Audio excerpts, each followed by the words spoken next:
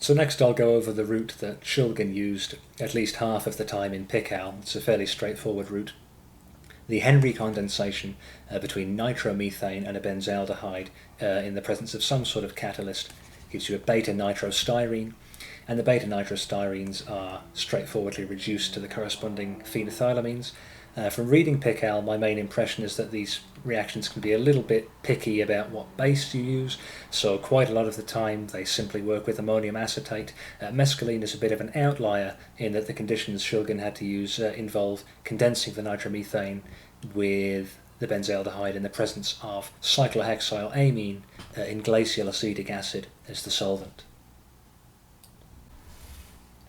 And what's likely to be going on in this reaction is some sort of imine catalysis.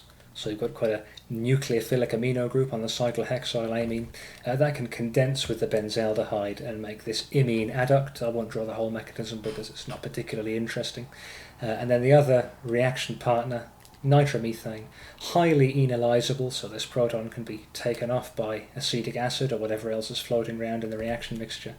And then you get this sort of nitroenol species. That's nucleophilic at carbon. It can react into the imine. The electrons are accepted by the nitrogen.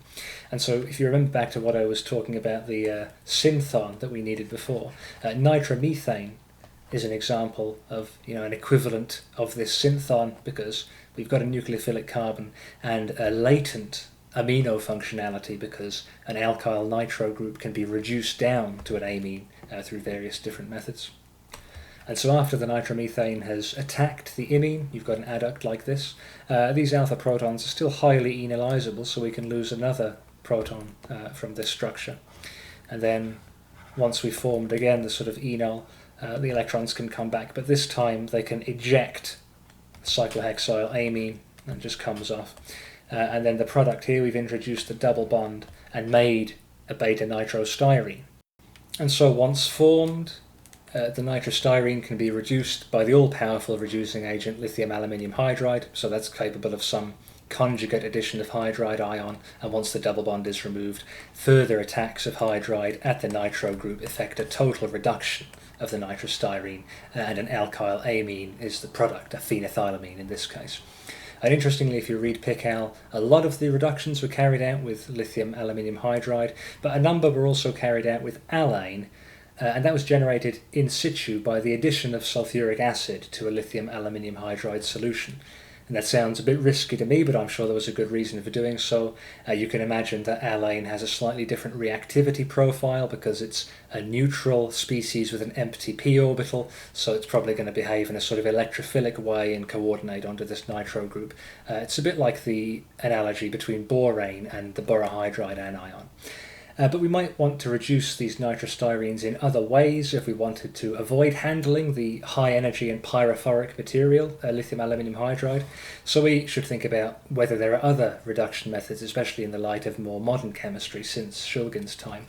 And one of the methods has been published by the scientists Varma and Kabalka, and they've got a couple of papers that talk about the use of a combination of sodium borohydride and boron trifluoride as an effective reducing system. And so in this system, they have a combination of sodium borohydride and boron trifluoride, and boron trifluoride has this empty p orbital, and because of these fluorines have quite an electron withdrawing effect, that can sort of take the hydride away from the borohydride anion, and you generate borane in situ, which is analogous to alane that we were just talking about. And so then what you have is a reducing mixture comprised of both borane and borohydride. And so you can get the conjugate additions of hydride ion like before. And the sodium borohydride by itself is capable of reducing the double bond in a nitrostyrene. The advantage that this system has is that probably the coordination of the boron trifluoride to the nitro group renders it susceptible to attack. And so this sort of combination of reagents, the Lewis acidic boron trifluoride and the hydride from the borohydride, mean that the entire nitro group can be reduced as well to a terminal amine without having to use lithium aluminium hydride. Sodium borohydride is a much milder, safer to handle reagent. Theoretically, it would be possible to do some sort of two-step reduction. So I've mentioned previously, sodium borohydride is perfectly capable of taking out the double bond and giving us some nitroalkane intermediate. And then the nitroalkane is susceptible to standard sort of reduction with palladium on charcoal and hydrogen gas, and that would afford the phenethylamine product. And the use of hydrogen is attractive for several reasons. It's very cheap and easy to produce. It's extremely atom economic. It's 100% atom economic because every atom in our reagent has ended up incorporated into the product. Unfortunately, there is a bit of a safety risk in that it can form explosive atmospheres with oxygen, and you've also got to handle gas cylinders, and that might be unattractive from a safety perspective. And so if you want to avoid handling gaseous reagents, one neat trick is to generate your hydrogen in situ using the salt ammonium formate. It's cheap, it's an easily handled solid, and any of the byproducts are gaseous, so it doesn't contaminate the reaction mixture at all. And in terms of what's actually going on in the system, when you have formate anions, which can sort of liberate hydride in some way, and so in this system, loss of ammonia gas and carbon dioxide gas leaves you with sort of hydride reducing equivalents. Obviously you don't just get naked hydride ions because that species is unknown in solution, but what you do end up with is hydrogen adsorbed onto the palladium catalyst, and that behaves just as if you had a hydrogen atmosphere above the reaction mixture.